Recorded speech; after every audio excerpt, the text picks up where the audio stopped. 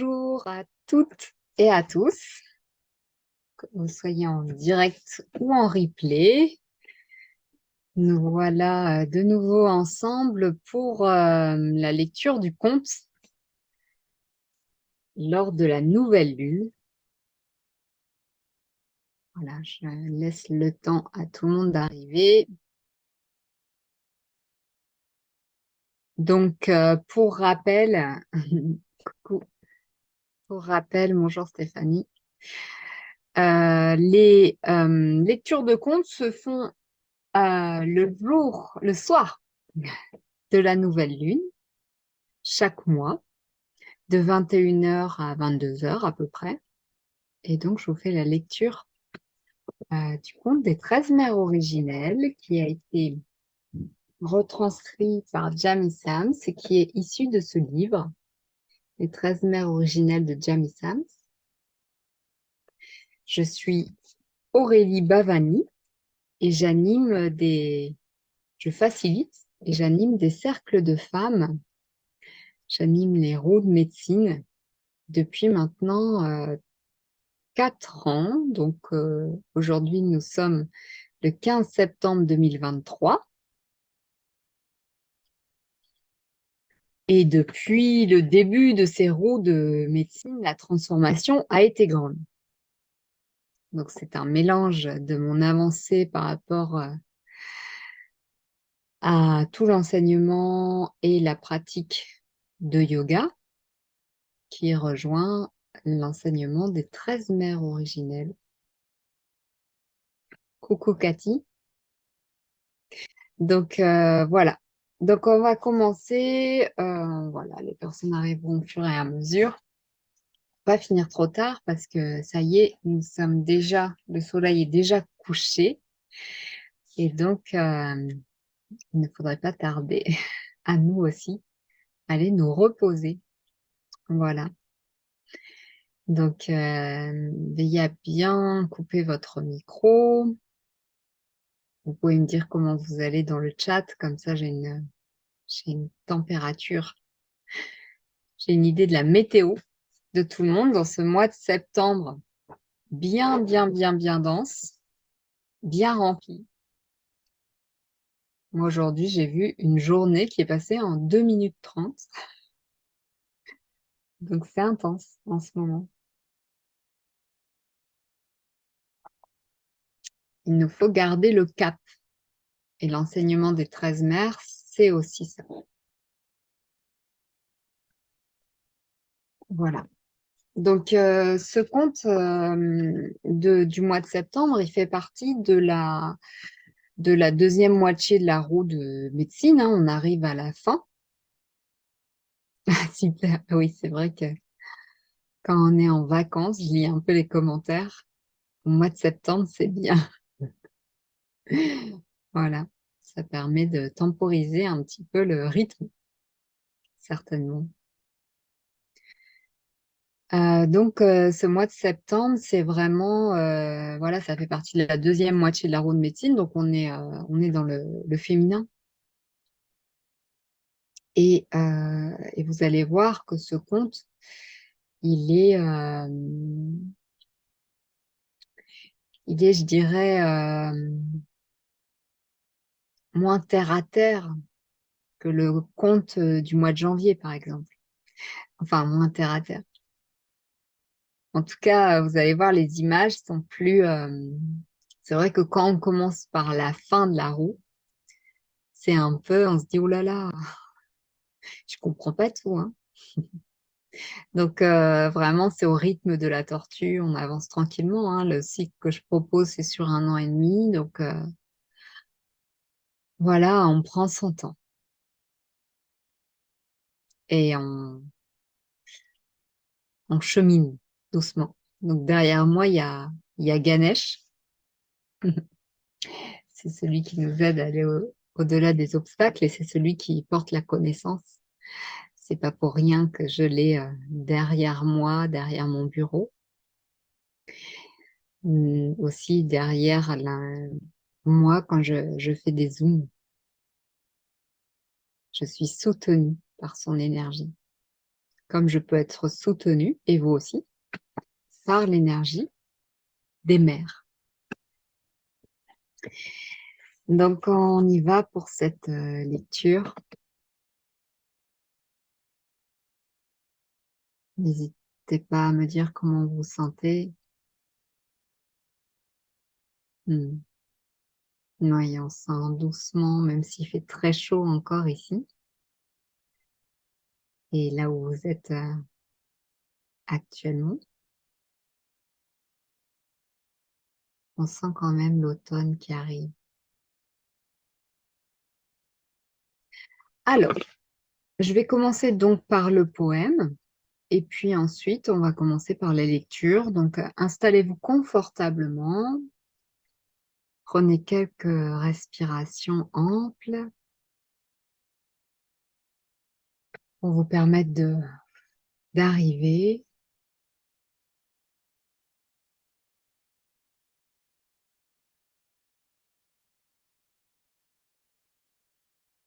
Voilà. Et puis, vous n'avez plus qu'à laisser agir le conte par la transmission orale des fabuleux contes des 13 mères originelles. Merci à toutes les femmes qui ont permis cette transmission. Merci à Jamie Sams d'avoir fait ce travail d'écriture. Merci à toutes les tribus et aussi à toutes ces femmes occidentales, et pas que. Mais voilà, moi j'habite en Occident et je me sens en gratitude par rapport à cette émergence de, de tous ces cercles de femmes qui ont pris forme depuis, vraiment ça s'est accéléré depuis 3 ans. Et voilà, j'espère que chacune et peut-être chacun se rapproche de qui il est, de son essence, entend son orenda et l'écoute, agit en fonction. La femme du soleil couchant. Toi qui protèges les rêves de demain, mère de la nuit remplie d'étoiles, montre-moi comment vivre ma vérité et porte mes rêves jusqu'à la lumière. Apprends-moi comment utiliser ma volonté pour réaliser la vérité qui m'est intime, en découvrant toutes les parties de moi, mêlées d'ombre et de lumière.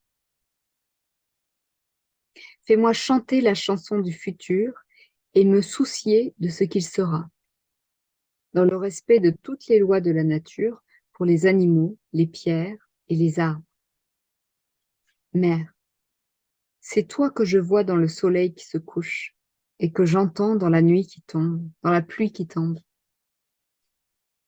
Tu m'enseignes la connaissance intérieure à travers le doux refrain de ton cœur.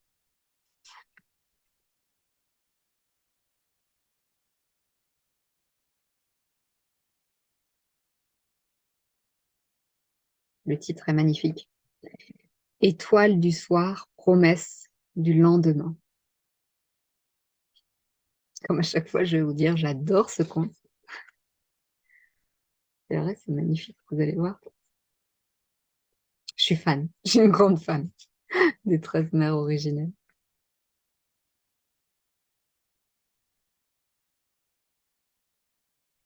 La femme du soleil couchant s'assit sur une falaise surplombant l'océan pour observer les petites cuvettes d'eau de mer en bas. Ces petites cuvettes, nichées au creux des rochers, abritaient des centaines de formes de vie qui renvoyaient à travers l'eau des reflets aux couleurs éblouissantes quand le soleil venait les toucher. La lumière du grand Père Soleil était intense parce qu'il y avait presque atteint le zénith de sa course à travers la nation du ciel. L'odeur de l'eau salée et des plantes aquatiques, bercées par l'océan, envahit les sens de la femme du soleil couchant. Elle prit une profonde inspiration pour remplir ses poumons d'air iodé. Le rythme des vagues la calmait, ponctué parfois par le bruit d'une lame qui se brisait et ramenait ses pensées dans son cœur. Le sentier, en bas de la falaise qui longeait le rivage, elle l'avait souvent parcouru, mais à présent, elle se sentait d'humeur pensive et préférait contempler de là-haut l'immense étendue sur la mer. Elle avait déjà traversé bien des hivers dans sa marche sur terre, et elle avait beaucoup appris sur le fait d'avoir un corps humain. Et pourtant, elle restait fascinée par les sentiments qu'elle pouvait éprouver au bord de l'océan. Les vagues qui montaient dans le sable et retournaient vite à la mer en un rythme incessant étaient des doigts délicats qui caressaient son esprit, la comblant d'un sentiment de bien-être. À sa droite, un vautour vola en cercle au-dessus de la falaise, faisant revenir à sa mémoire la façon dont il était arrivé à trouver quelle était sa mission sur Terre. Bien sûr, il ne faisait pas plaisir à ceux qui avaient peur de mourir. Pourtant, il apportait une médecine essentielle dans l'entendement des mères de clan. Le vautour était un bon enseignant pour les enfants de la terre parce qu'il ne gâchait rien. Il ramassait les os de ceux qui avaient quitté leur habit de chair, qui étaient morts, et ne laissait rien pourrir. Le vautour était heureux de cette médecine qui apprenait aux enfants de la terre que celui qui ne gaspille rien ne manque de rien. La femme du soleil couchant remonta dans son souvenir pour retrouver une de ses plus grandes leçons, une de celles qui avait changé le cours de sa piste sacrée. Elle se vit en ce temps-là, cependant que ses pensées dérivaient doucement, telles des vagues, dans l'océan de sa mémoire. L'épaisse forêt débouchait sur un ensemble de collines rondes, jonchées de fleurs sauvages multicolores, qui émergeaient fièrement de la couverture émeraude des champs de trèfle, dont les formes sensuelles de la terre-mère s'étaient revêtues. La femme du soleil couchant se tenait au sommet d'une colline. Elle regarda vers l'ouest jusqu'à ce que la lumière du grand-père soleil s'évanouisse, au moment de la transmission du calumet au ciel de nuit et à la grand-mère lune. C'était l'heure paisible, où les petites fleurs commençaient à s'incliner et certaines refermaient leurs pétales, s'apprêtant au repos. Les resplendissantes couleurs du couchant s'estompaient en pastel, revêtant les couleurs des collines au loin, sur l'horizon du sud, d'une parure de pourpre pour protéger leur sommeil. De là où elle était, la femme du soleil couchant pouvait entendre la grenouille entonner son chant de médecine. Il signalait à ceux qui l'écoutaient qu'il était temps, à présent, l'heure de nettoyer les activités de ce jour, de façon à se rafraîchir et se ressourcer pendant le sommeil tout proche. La mère de clan pouvait sentir l'odeur marécageuse du petit étang en bas dans la clairière. Le frais parfum de la terre-mère montait en effluve de l'humus. La grenouille n'était pas en train de chanter sa chanson de la pluie. Le peuple des nuages était parti au loin, vers d'autres lieux, dans leur domaine de la nation du ciel. Le ciel resterait clair pendant ce temps de sommeil. La terre s'animerait de la vie de ses enfants qui guettaient l'obscurité pour aller chasser ou rôder.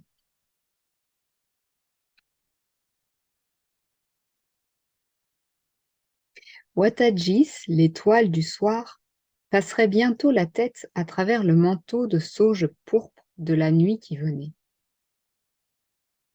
La femme du soleil couchant se délectait toujours de ce moment où sa sœur Watagis apparaissait, annonciatrice de l'émergence du bol de médecine des étoiles dans toute sa gloire.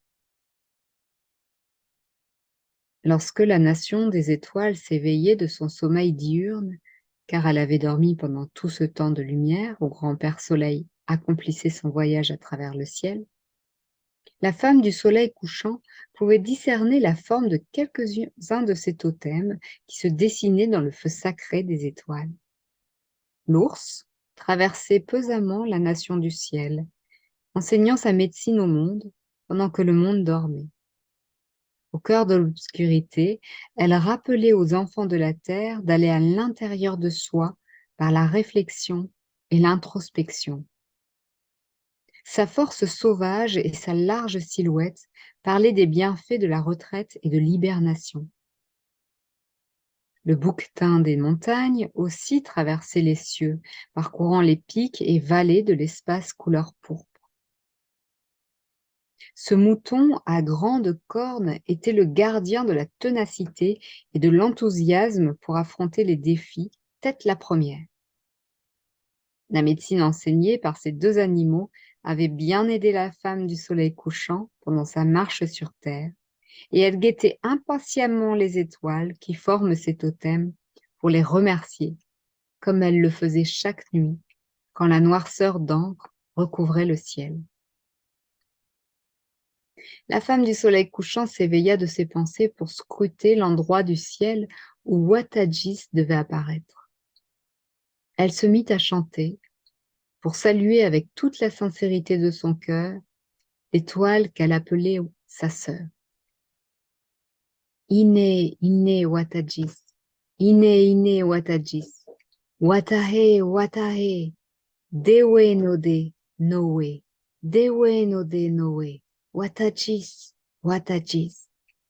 Bienvenue, bienvenue, étoile du soir. Bienvenue, bienvenue, étoile du soir. Je salue l'esprit du feu en toi. Nous sommes sœurs, toi et moi. Nous sommes sœurs, toi et moi. Étoile du soir, étoile du soir. Avec la fin de la chanson, Watajis, versant le manteau de pluie, montra sa face ardente dans une étincelante lumière. La femme du soleil couchant était toujours impressionnée par le scintillement de l'étoile du soir. Mais ce soir-là, elle vit l'esprit d'un canoë qui descendait une rivière de brume pour venir sur la terre. Depuis Watajis, un rayon de lumière bleue éclairait les crêtes des vagues de cette rivière de brume qui berçait le canoë en le portant jusqu'au pied de la femme du soleil couchant. La forme lumineuse du canoë était faite de la lumière laiteuse de la lune et du feu opalescent des étoiles. La femme du soleil couchant vit que personne ne pagayait dans ce canoë en esprit, et elle se demanda si elle pourrait s'y installer. Elle se pencha pour regarder au fond du canoë et découvrit là un enfant sanglé dans un berceau et emmitouflé dans un manteau de fourrure blanche qui la fixait du regard.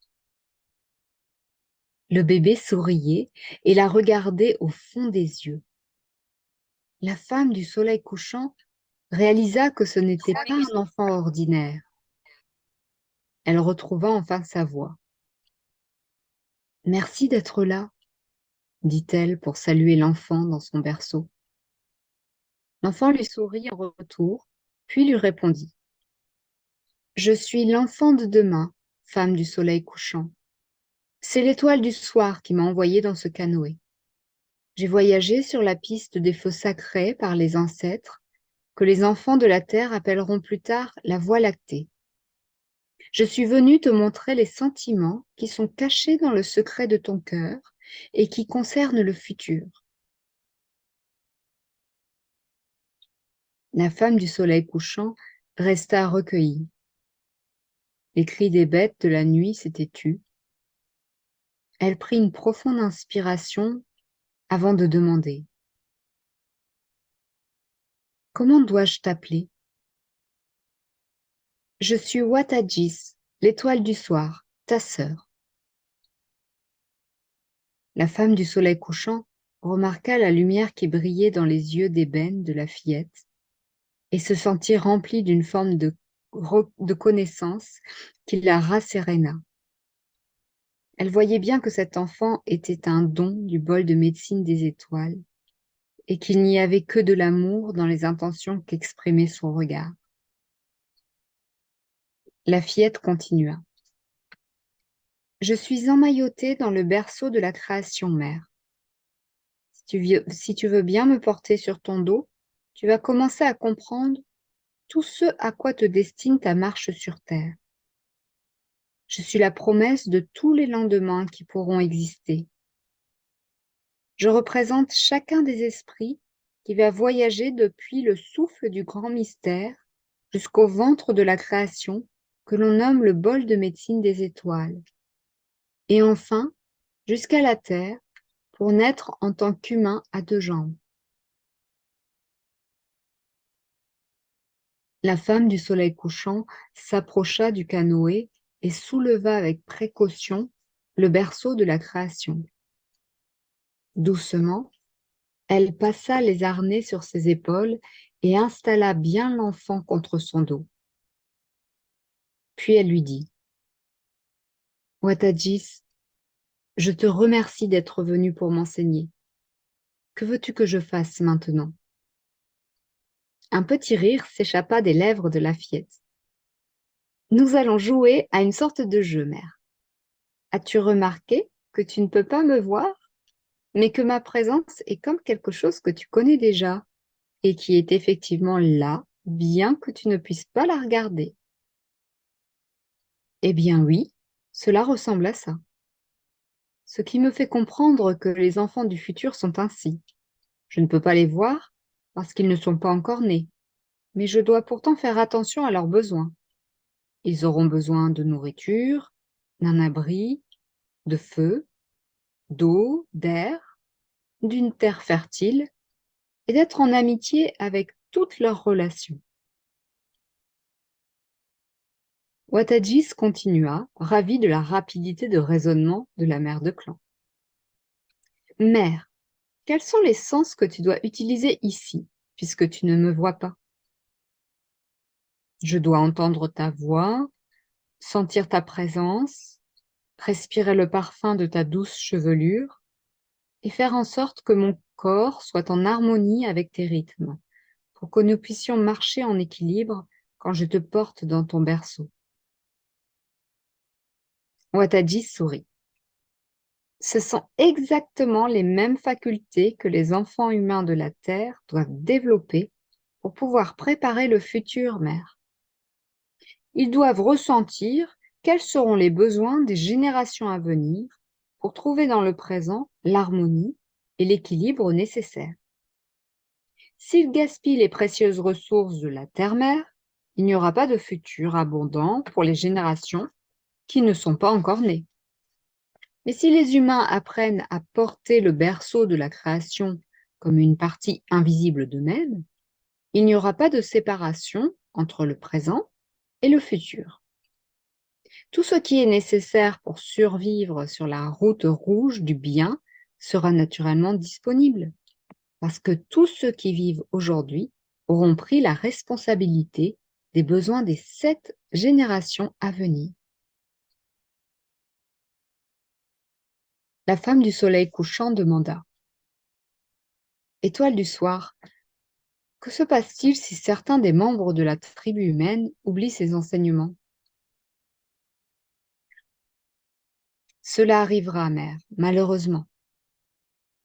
La médecine de l'aigle donnera la persévérance et l'endurance nécessaires à ceux qui demeurent fidèles en continuant à veiller sur les besoins des générations futures. On peut aussi avoir recours à la médecine de l'opossum pour aider ceux qui restent loyaux à dresser plans et stratégies. Ceux qui marchent sur deux jambes doivent se montrer souples et désireux de grandir et se transformer en perspective de l'avenir. Il arrivera que les besoins des uns seront confondus avec les désirs de possession matérielle des autres. Certains plongeront dans l'avidité et voudront contrôler les masses. Chaque être humain aura l'occasion de faire face à ces défis avec la redécouverte de la connaissance qui est en lui. La solution est entre tes mains. Tu es la mère du clan de l'Ouest, celle qui peut venir en aide aux enfants humbles et fidèles de la terre, en leur montrant comment aller à l'intérieur de soi. La femme du soleil couchant approuva Wattagis et lui fit part de ses pensées. J'ai remarqué que tu es au chaud dans ta fourrure couleur de neige de grande ours blanche. Ce vêtement est sacré pour moi. L'ours m'a enseigné comment entrer dans ma caverne intérieure pour y trouver ma propre vérité. C'est grâce à ce qu'elle m'a appris que je peux vivre ma vérité chaque jour et chaque nuit. Si chacun des enfants de la terre pouvait trouver ainsi la connaissance intérieure, les générations futures seraient assurées de vivre dans l'harmonie et l'abondance. C'est vrai, mère. Nous pouvons aussi leur enseigner ce que nous apprend le voyageur des déserts avec ses bosses sur le dos. Le chameau dispense sa médecine de conserver et utiliser correctement ses ressources, même en situation de précarité. Sa contribution à la connaissance intérieure est de savoir discerner quand et comment utiliser les ressources disponibles. L'ours vit sur ses réserves de graisse quand elle hiberne. Le chameau vit sur ses réserves d'eau quand il voyage dans le désert. Et les humains vivent dans l'abondance lorsqu'ils prennent et mangent juste ce dont ils ont besoin. La femme du soleil couchant comprit la démonstration pour ce qui concernait la préparation de l'avenir.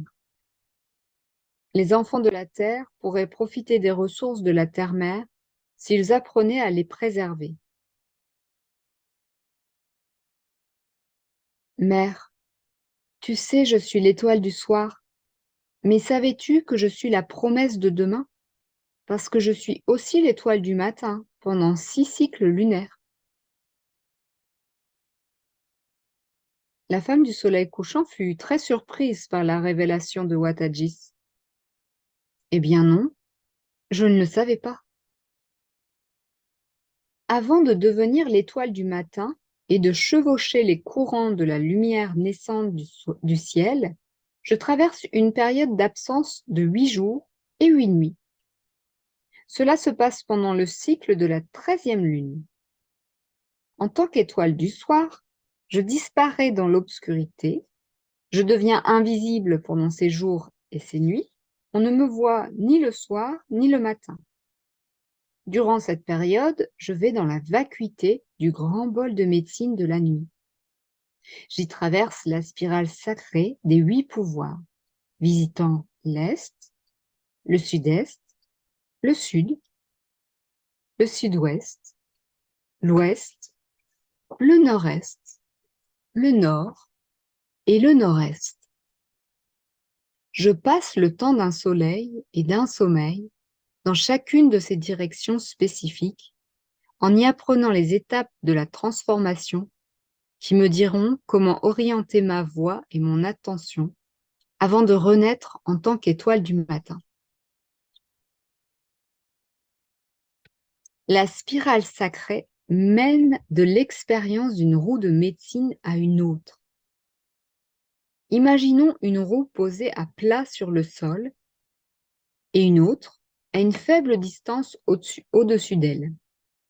On verrait là 2 cercles d'expériences différents. Le vide entre eux, c'est de l'air très léger, mais on peut y voir aussi une spirale imaginaire qui va de l'un à l'autre et qui est formée par la force des enseignements donnés par chacune des directions. Toutes les formes de vie gravissent les échelons de cette spirale quand elles sont prêtes à évoluer en s'engageant dans le prochain ensemble d'expériences qui sera leur vie. La femme du soleil couchant resta pensive un moment. puis demanda: est-ce que tu es en train de dire que chacune des fleurs qui bourgeonnent, éclot, puis perd ses pétales, doit, comme toi, à la fin de son cycle, traverser les enseignements donnés pendant 8 jours et 8 nuits avant de s'engager dans sa prochaine expérience? Oui, l'expérience spirituelle de toute chose vivante traverse cette spirale sacrée pendant 8 soleils et 8 sommeils avant de commencer un nouveau cycle de vie. Cela peut être un temps pour revisiter le passé et faire le bilan des leçons apprises, ainsi que de ce qui a été accompli avec succès.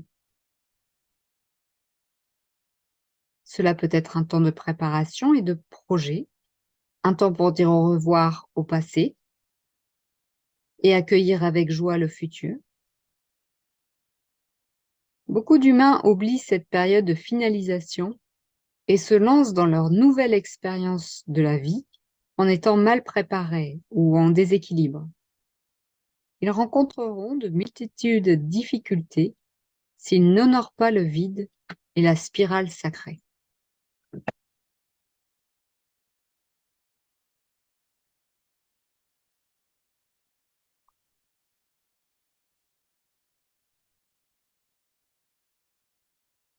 Wattagis, lorsque tu traverses la spirale sacrée, qu'est-ce qui t'arrive?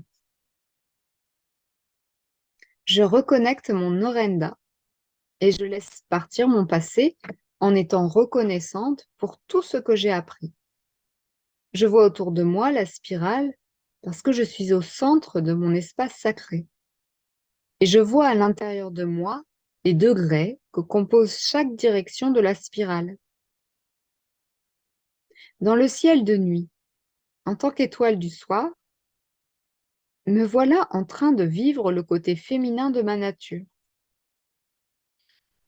Dans la vacuité de la spirale, je suis tout et rien, un pur esprit. Au bout des 8 jours, en tant qu'étoile du matin, je vis le côté masculin, démonstratif de ma nature.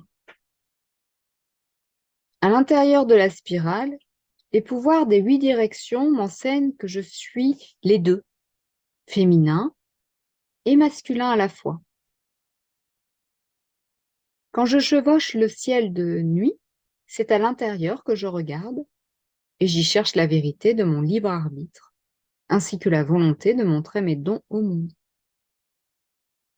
En tant qu'étoile du matin, j'apporte toutes ces vérités personnelles à la lumière et je partage ce que je suis avec tous ceux qui cherchent le point de l'aube.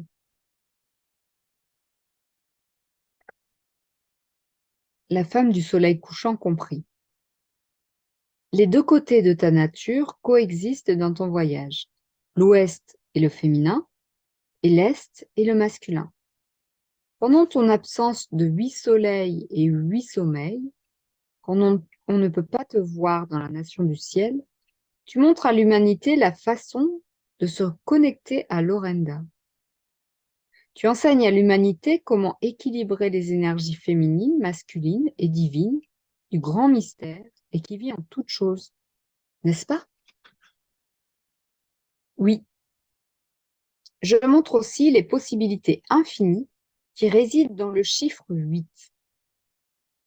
Quand l'humanité aura développé sa compréhension des deux roues de médecine que forment le monde de l'esprit et le monde tangible, elle découvrira que les deux sont en réalité un seul ensemble infini d'enseignements.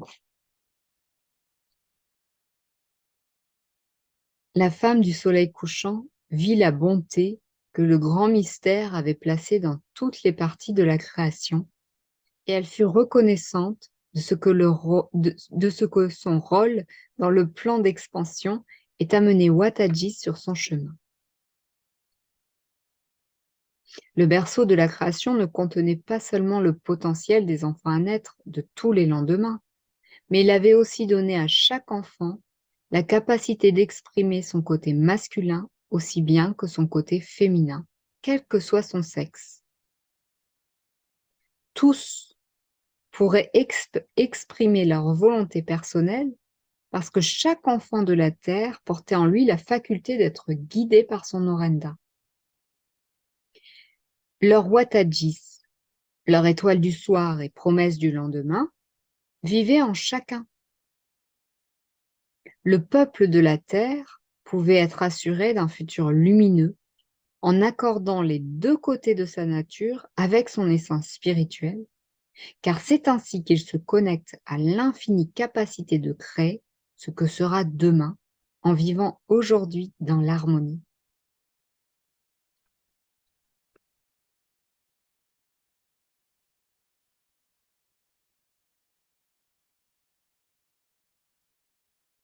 La femme du soleil couchant sentit que Wattajis remuait dans son berceau et qu'elle ne put retenir un petit soupir. La mère de clan enleva doucement le berceau de son dos pour bercer un petit moment Wattajis dans ses bras.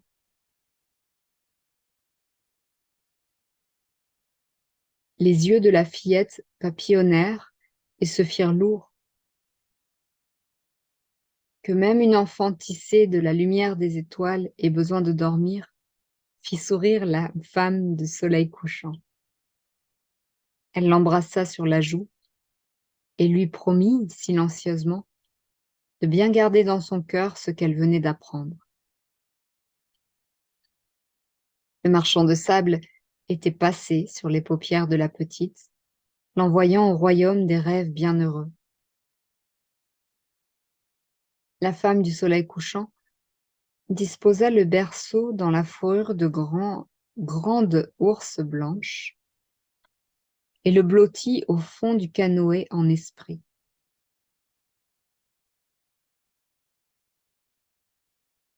Avant qu'il reparte, la mère de clan glissa une feuille sauvage endormie dans le lassage du bébé. Elle était sûre que le parfum toucherait l'essence de la fillette, emplissant ses rêves du souvenir de ce temps qu'elles venaient de passer ensemble.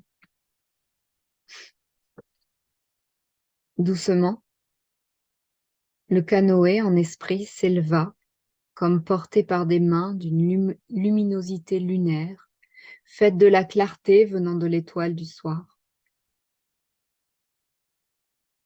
Le canoë en esprit entra dans le courant de lumière et s'évanouit dans le ciel de nuit.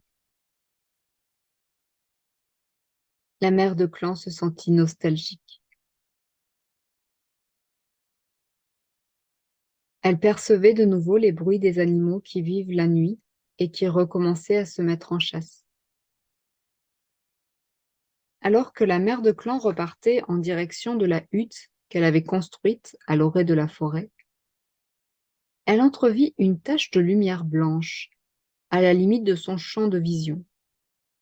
Elle se retourna pour découvrir ce qu'était cette lueur. Il y avait là, sur le trèfle et les fleurs sauvages, la fourrure de grande ours blanche, un cadeau de Wattajis. La femme du soleil couchant souleva le vêtement et le plaça sur ses épaules, pleurant de joie et de gratitude. Elle regarda vers le ciel, là où était Wattajis avant. La merveilleuse lumière de l'étoile du soir étincela en signe de reconnaissance, puis disparut et réapparut, comme pour rappeler à la mère de clan les deux côtés de sa nature. Recevoir et donner étaient indissociablement les deux façons sacrées de trouver l'équilibre. Faire face aux besoins futurs des 7 générations à venir dépendait de la capacité à aller à l'intérieur de soi et à avancer de façon équilibrée à chaque instant de la vie. La fourrure de la grande ours blanche représentait l'esprit de toutes les espèces d'ours sur la planète. La femme du soleil couchant n'oublierait jamais l'enseignement qu'elle avait trouvé dans la grotte de l'ours, et elle s'emmitouflerait de fourrure blanche chaque fois qu'elle se retirerait en elle-même. Ce souvenir particulier avait fait traverser à la femme du soleil couchant bien des saisons troublées, car les enfants de la terre avaient laissé mûrir l'avidité dans le cœur de certains d'entre eux. Elle sentait le souffle de l'océan sur ses bras nus et songea que les bestioles aux brillants reflets qui nageaient là, entre terre et mer, dans ces cuvettes d'eau salée, avaient les couleurs de l'arc-en-ciel tournoyant de la paix. Le but commun à tous ceux qui peuplaient la terre était de restaurer le don d'harmonie et de paix que le grand mystère avait placé à l'intérieur de chaque forme vivante.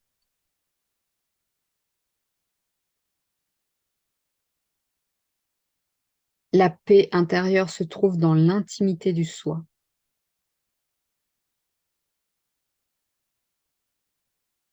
La femme du soleil couchant regarda vers l'horizon, là où l'océan rencontre le ciel, et rendit grâce pour les enfants humains qui avaient redécouvert le lieu du regard intérieur.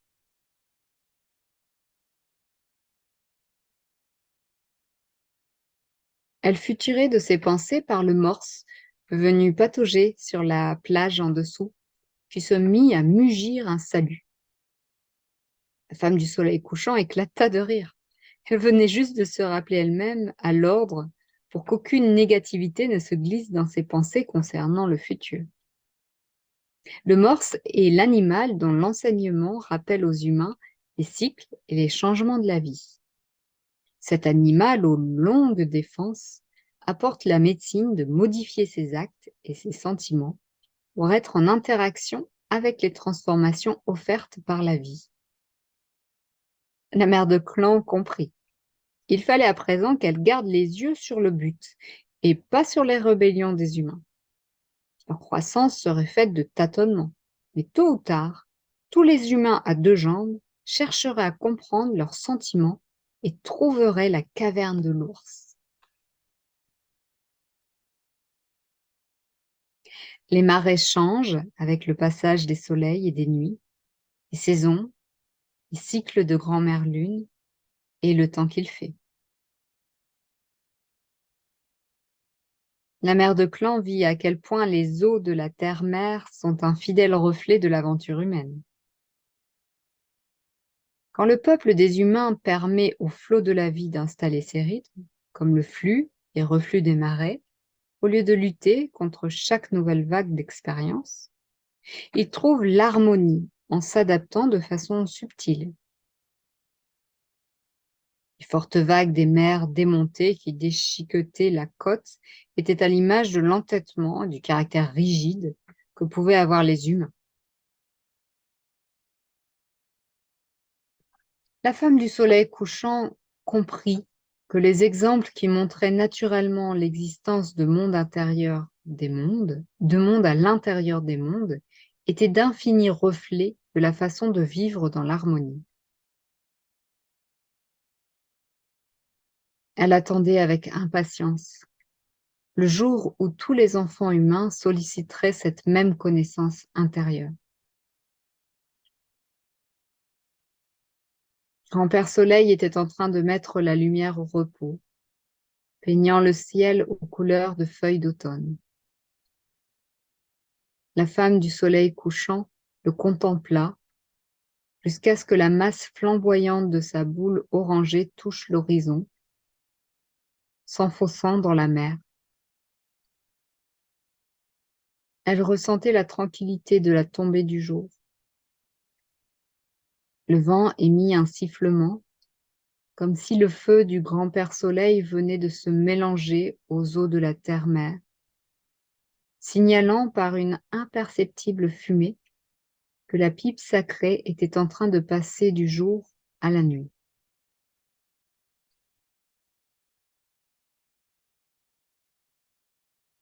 Les rayons du soleil, qui avaient apporté au grand mystère les paroles de remerciement des hommes durant la nuit, conféraient à présent cette tâche sacrée au point de lumière qui apparaissaient dans le bol de médecine des étoiles du ciel de la nuit.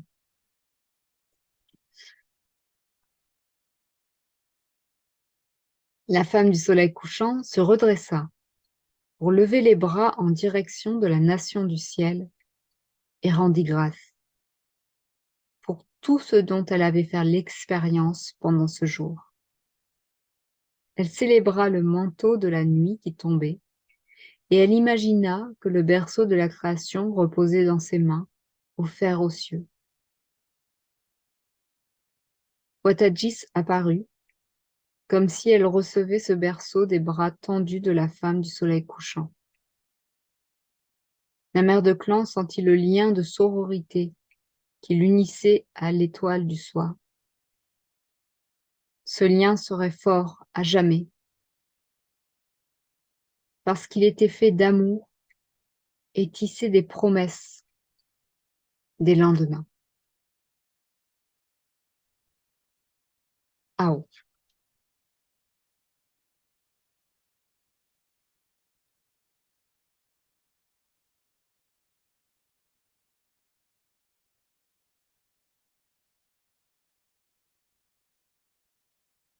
voilà pour cette lecture de la nouvelle lune du 9e cycle de la roue de médecine des 13 mères originelles.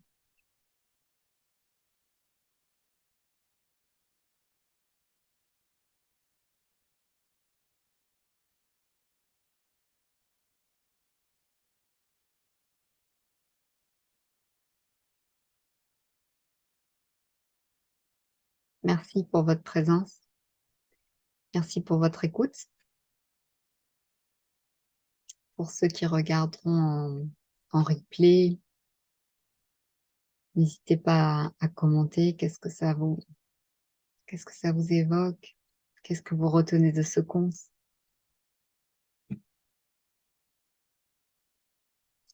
Les inscriptions pour les entretiens, en tout cas pour le prochain cycle de la roue de médecine qui va débuter en décembre 2023, pour le cycle 2024, ont débuté. Donc, si vous souhaitez faire partie de cette roue de médecine à mes côtés, eh bien, vous pouvez me contacter. Mon adresse mail, c'est auréliebavani@gmail.com. Et si vous ne me trouvez pas, eh bien, vous cherchez sur Internet, tapez Aurélie Bavani. Bavani, c'est Bhavani.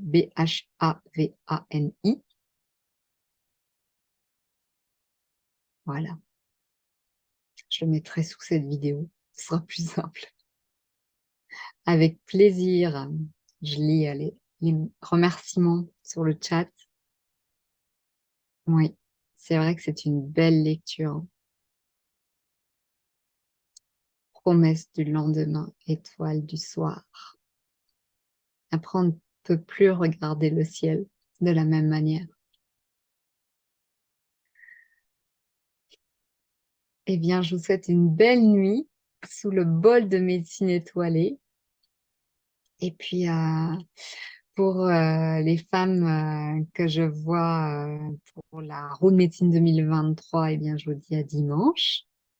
Et puis, pour les autres, je vous propose de vous joindre à nous pour la lecture de la nouvelle lune donc en octobre. Et ça sera à 21h. Voilà. Vous pouvez m'envoyer un petit mail pour avoir le lien pour vous connecter avec nous ensemble.